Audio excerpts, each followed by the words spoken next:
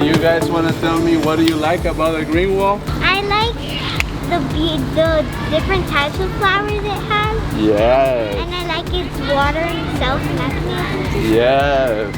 Yeah. I love the patterns and the flowers and they make it so unique, not just some regular flower that's just one color. Yeah, so you have some design and some patterns, yes. They're inspiring and relaxing to watch because they're all natural. I like how it brings out the school's dreaming green activities.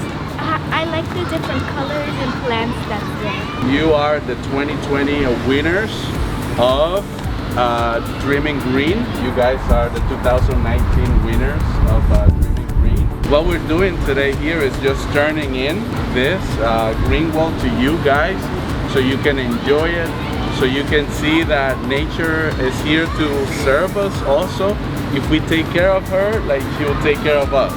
We as a company, Andromeda District, is a company that specializes in the design and installation of green wall systems like this. Our mission is to improve the living quality of spaces, bring biodiversity and bring sustainability to the forefront of education. What we want to do is to showcase this, and we just want to invite a lot of green businesses or businesses that are sustainable or eco-friendly to support your local schools and your communities, please.